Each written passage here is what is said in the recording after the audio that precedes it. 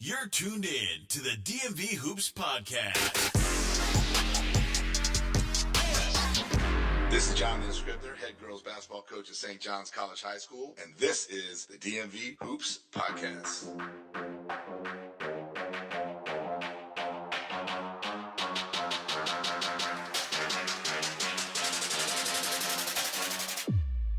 Welcome to the DMV Hoops Podcast, the DMV's home for high school basketball.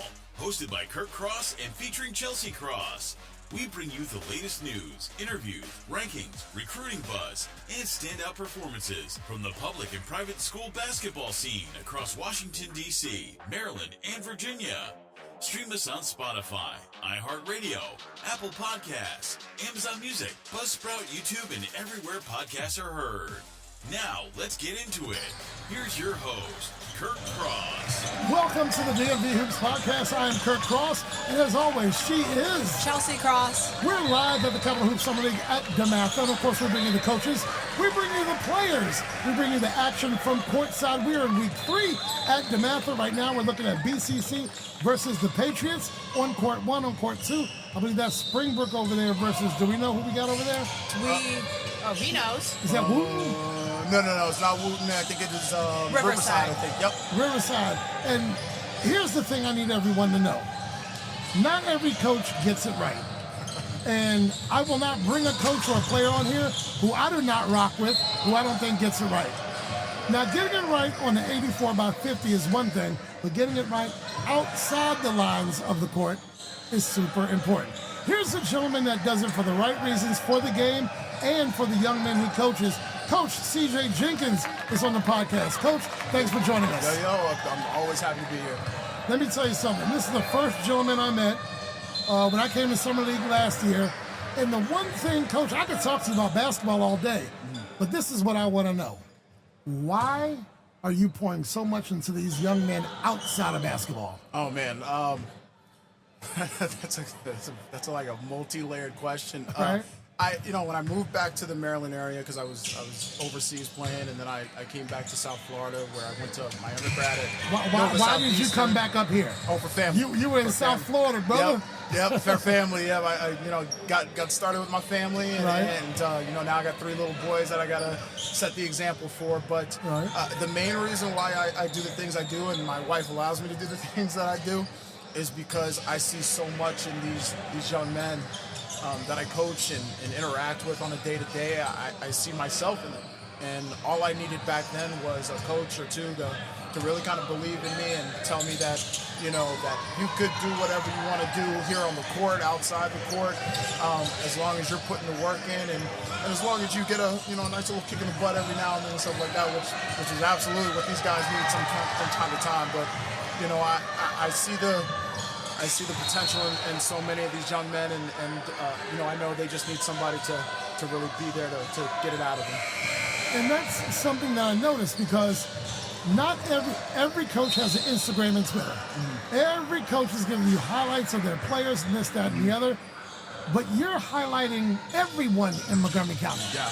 And we are sometimes guilty ourselves of covering the WCAC or the IAC or the MAC or whatever it is, right? Mm-hmm. We don't cover enough Montgomery County public schools or public schools in general. This year we've covered Blake, WJ, and now you, okay? We've covered Coach T over there with Springbrook before. Uh-huh. We want to highlight more. There's a lot of talent out here. Oh, man, and as you're saying, we're watching BCC out here. Last year they had a senior by the name of Tim Bird who graduated. He's now playing over at Goucher. He's one of the, not just one of the great ball players from our county, but also just one of the great young men. Like, being able to talk with him, he's down-to-earth kid, and our county is littered with him. There are guys all over the county that are like that have their heads on right and have great family behind them, but also come out and compete every day and work hard and get in the weight room and really put it out there on the court. So it's a privilege, it's an honor to be able to kind of forward that on to coaches all over the United States, and hopefully some of them take heed and really kind of take them in. And it's tougher than it's ever been for a public school coach, because, man, You and I can talk for an hour about the transfer portal, the AAU system, because I'll say, look, I don't put a lot of coaches on the spot, and I don't put any coaches on the spot, but I don't work for any team or school, so I can say what the hell I want to say. And a lot of these AAU programs don't get it right. No, they don't. No, they don't. No. I know guys who poach guys from here and promise parents this, and I mean, you see it all over the internet, and some of these are just reels, but some of it's true, where you pay $4,500 a season, and your son gets 2 or 3 minutes a weekend. That's all he gets. Now, you done traveled, you done drove to Pittsburgh, you done gone to, what is it, the Spooky Nook, right? You done gone down to Boo Williams, and your boy got 2 or 3 minutes. You done spent $1,000 on food, getting in the game and hotels for the weekend. Not everyone gets it right. I believe you get it right. Now, I appreciate that. You told me an hour and a half ago you're young this year. So here's the question. Now I am going to put you on the spot. Why did you come to this summer league knowing that you were young and that there was going to be some bump that was going to be a little bit more elevated than this team might be ready for? As you've seen, and I've been a player before, and I've been a young player before, and I've been a little big in my britches before, and you need that just kind of knocking off a pedestal to make sure that you get it right. I told them. I told my guys, every these past years, we were here this year, we were here last year, we were at Hoop Buzz down in Capitol Heights the year before that. We could play locally, we could play in the county and stuff like that, but we're going to see these guys in the winter. Right. I want to really bring out the best of them. I want to bring out the mental toughness in them. Our first 3 games this year have been against tough opponents from all over the place. We played Cardozo in our first game from DC, and they get up and down. They're tough. They got a kid on their team. I can't remember the first name. Fox that can shoot the lights out and then attack the rim like the way he did. And we played Landon, who was big and tough and strong. Did I miss that one? That was on Sunday. That was yesterday. My wife wasn't feeling well. That's why that was a 6:45 late game. We missed that game. Yeah, okay. But my good friend Coach Bolin. That's my man. My son's at Landon. Oh man. Yes, I know Bolin. Bolin's my man since Paint Branch, and then learning he's a New York guy as well. So wait a minute, Paint Branch. So you know Walter? Yep. Who passed? That's my guy. Oh man. See, that's the basketball community. So small, right? Small, yeah. Let me tell you something about. For those who don't know, Walter Hardy. Great guy, loved the game of basketball, coached the game of basketball. But let me tell you something, he was larger than life. And that guy could throw a tailgate party at a Redskins game. Could he ever? I hung out with him at Redskins games. I knew him since he was at Montgomery Village Middle School. Oh, wow. And he was a teacher, so that's how far back we go with him. And unfortunately, Walter is no longer with us. He passed suddenly 6-7 summers ago. It might be that long now, right? And the basketball world does miss it. But Bo and I connected on that. But my son's been at Landon for is his 6th year, maybe 5th year. Yeah, he's been there. Since 5th, 4th grade, whatever it is. He's a sophomore now. And we just got off the court with Concordia Prep, played a tough game.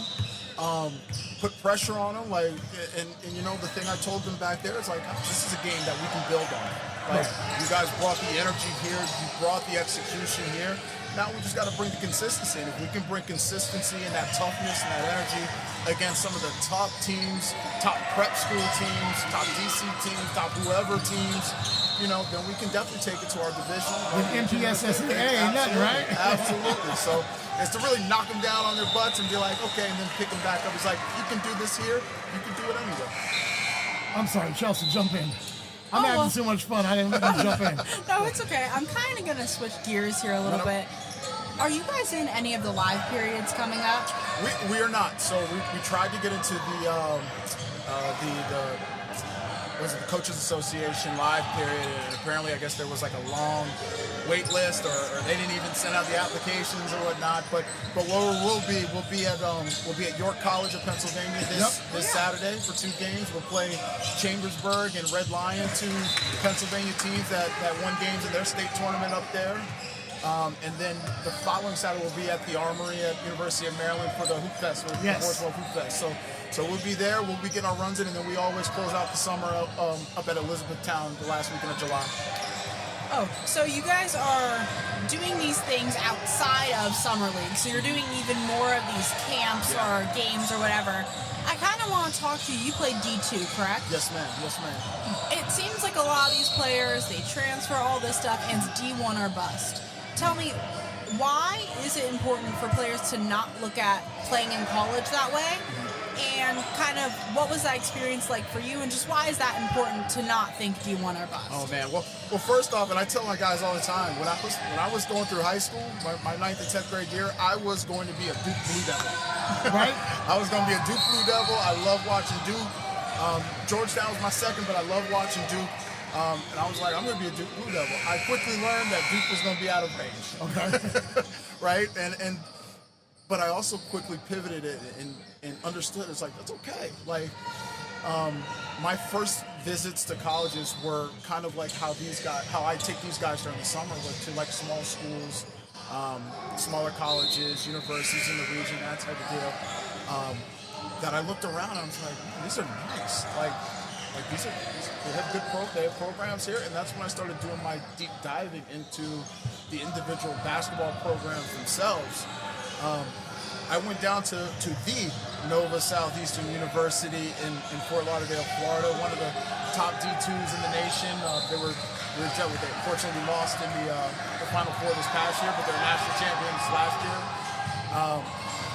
And I immediately fell in love with the campus. I fell in love with how the coaches wanted me there on campus and wanted to develop me or be more than just a basketball player.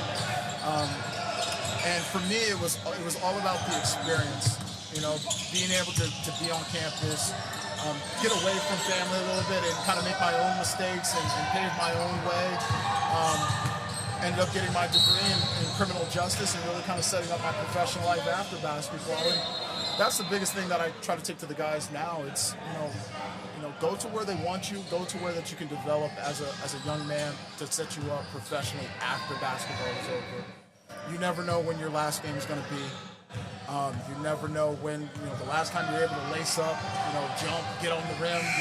I can't remember when my last dunk was. And then, and it makes me sad sometimes, but then I'm like, did I set myself up right? And I think that's the message that has to continue to go out to these young men. There are so many great programs out there, great colleges and universities that can not just set you up to have a great basketball career post-high school, but set you up for life afterwards, after it's all done. So. We ask the players this a lot, and we don't ask enough coaches this.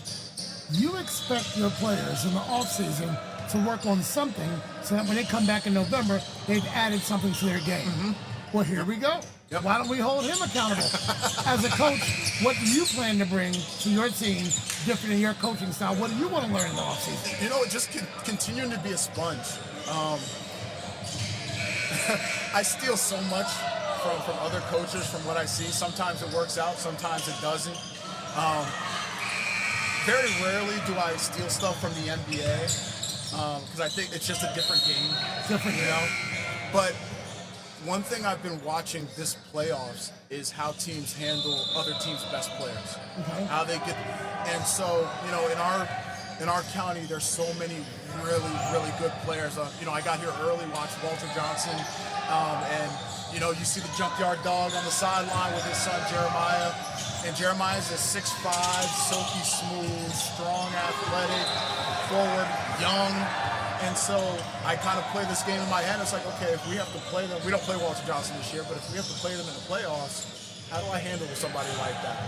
Man, do I send a second defender at him, freaking out of nowhere?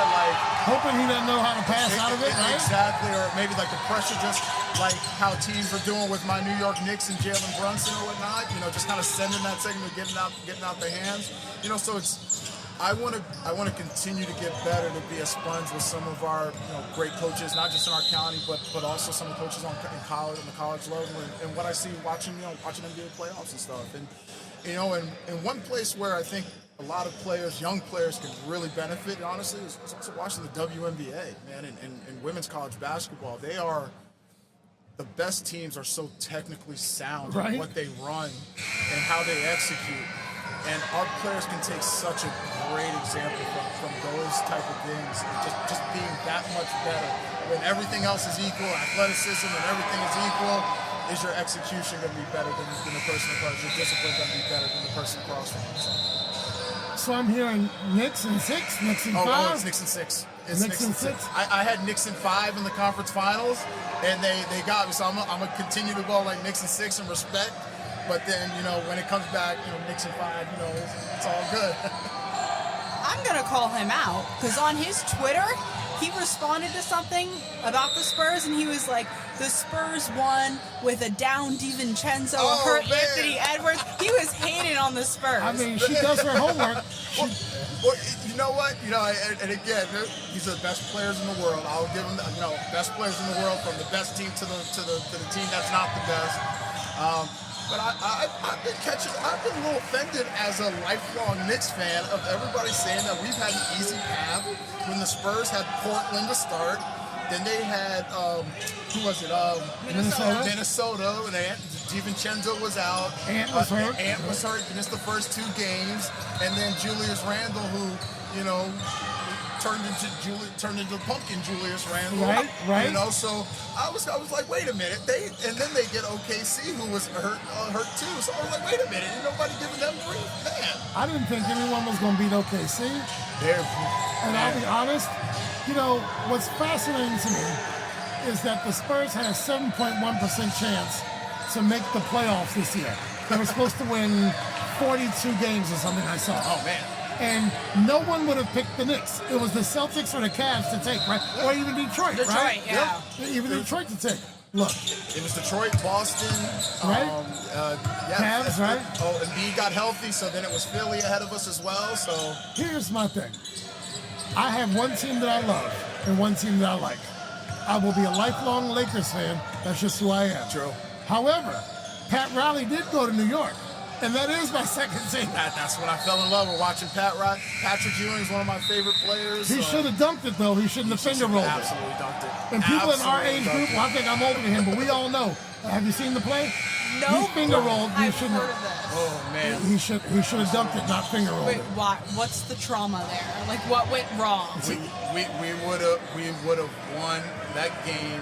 I believe that was the series clincher. Right. He rolled to the rim, extended out. I mean, Pat was slim and went up, finger rolled it, and it rimmed around and then came right off the front of the rim, and then it got deflected out, and that was a wrap. He should have flushed it. Probably one of the best Knicks teams that we've had in a long time. And I was disappointed in what he did at Georgetown, though. I expected more from that Georgetown team when he coached. Not in '84 when they won, but when he was as a coach. I was pulling for him. Yeah, me too. Too. And it's crazy because you do hear the saying that great players don't always make great coaches. Phil Jackson, one of the best ever. Marginal basketball player. Yeah. Larry Bird, great basketball player.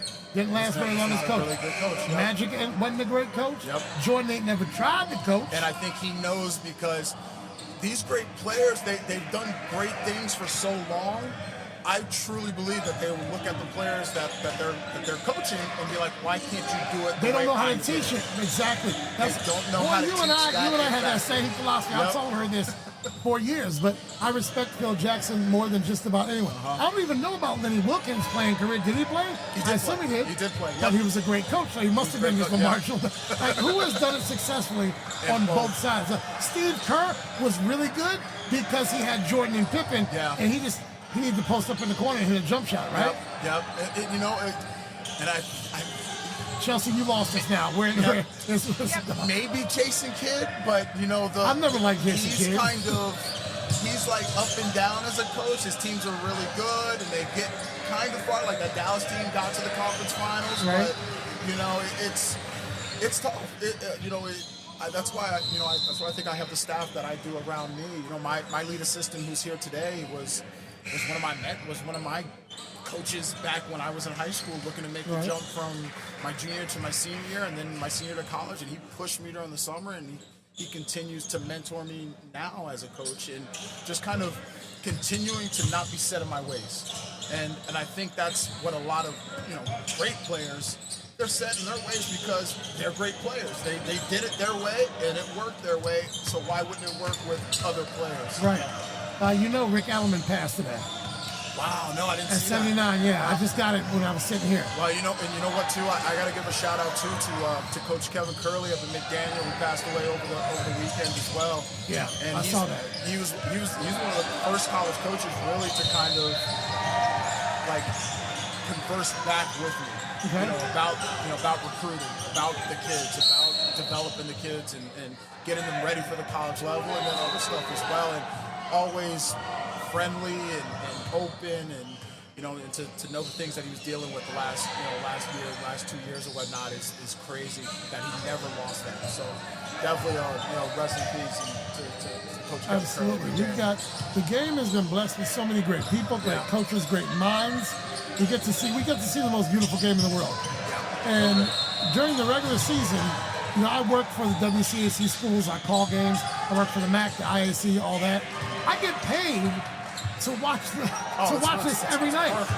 I get to see public school kids, private school kids, and a shout out to the kids. And we don't give enough credit to the coaches. We've got some great coaches in the DMV. Mm-hmm. You got Bruce Kelly walking around here. He's a great coach. And then you got someone like Chase over at WJ, who's in his second year now, but was at Northwest at one point. Mm-hmm. And we've got coaches who are 68 and coaches who are 28. Yep, Coach Harwood still doing it at Magruder. He was doing it when I was there. I've never even met Harwood. She met him on Saturday. Had a whole conversation with him. He's so cool. He's so cool. Yeah, and then on the women's side, you got Coach T over there. Yep. Well, I say on the women's side, she's a boys coach. She gets to the States, right? Oh man, last year, right? Her team. So last year, I think she graduated. I think like 10 from that previous year. But so that team was on fire. Last year, she's got some young ones. She got some young ones that can get up and down, and she gets after it, man. She's not timid. She will get after them, make them work, and also the same thing. Hopefully, all of our coaches in the county, we do a good job of. She makes sure that these guys are doing well off the court, doing what they're supposed to be doing off the court as well. She does not hold back. She does not, cater to anybody. She makes sure that they are doing the work in the classroom, in the hallways, at home with their families, and then on the basketball court. Well, I'm gonna tell you what, you got a challenge, my friend. She was on the podcast last year. She got a whole lot of listens. So now you gotta put this on your Instagram so you get as many listens as she did. Absolutely. Folks, I met him on this court 365 plus days ago, but him and I have probably been in contact 50 times over the last year over Instagram because he makes sure that he gives us, pub, and he makes sure he gives the kids, not just his own kids or his own kids, but everyone across the county. And that's what we're doing it because the game is bigger than Northwest High School or Richard Montgomery. Which, by the way, are you glad Boogie's finally gone? Oh, my goodness. Oh, man. So we had them, our home opener this past year, we had them. Right. And we had them bottled up pretty good for the most part. Okay. You got his buckets here and there, that type of deal. But when winning time came, I think we had a 1-point lead. Winning time came. He caught it. Drove hard left, put a nice touch floater off the top left corner of the glass, and it just dropped in. There's a reason why he's going to be playing on the next level, and he's going to have some opportunities in front of him because he is a hooper, and he works. He works. I think the county in general is okay with not having to face him 2-3 times a year now. I'm good. But you know what? RM's got some guys coming up after him. So right. And Coach Breslaw is a hell of a coach himself. So. Well, I don't know. Who is the BCC coach? I have no idea. Who's their head coach? That's Coach Dombrowski. So he's been at Rockville. He was at Rockville for a good number of years. That's where I know the name. Last year was his first year at BCC after Coach. Oh my goodness. Sean Tracy. That's my guy. He's gonna get on me for it. So here's what you don't know. I coached Sean when he was like 9 years old. That's how I know Coach Tracy. Wow. So I've known him for he's got to be in his 40s now. Yeah. I've known him for 30 plus years. Well, I can pull an article from the Germantown Gazette, now defunct, no longer there. Right. But I have a screenshot article of all the all-county players from that year, I'm on there. And you look down, you scroll down, you see Sean Tracy there. You look up, you see Coach from Damascus. Oh my goodness. I'm on air and I'm freaking going blank on the names. I don't know who's over at Damascus. Yeah, Coach Humphrey. There you go. Okay. Coach Humphrey over at Damascus. What's his He was first at name? Magruder, right? He played at Magruder. No, he played at Damascus. my bad. Coach Humphrey played at Damascus. You got Fowler and Campbell, who played at Springbrook, and then on to George Mason, who was on Coach T's staff at Springbrook for a couple seasons. God. While his son was there. I mean, the guys are all over the place, and I think that's the biggest thing about Moco Hoops is that we got guys that do it, that play well on this high school level. They go on to play on the college level. Some of us go on to play professionally overseas, and then they come back and they give back. You know, their kids are here, or they just want to jump back in and give back to the kids that are coming up now. So. Tell folks your Instagram so they can connect with you, please. Absolutely. I got my personal one is Coach CJ Jenkins. You can catch me on Instagram and the X/Twitter.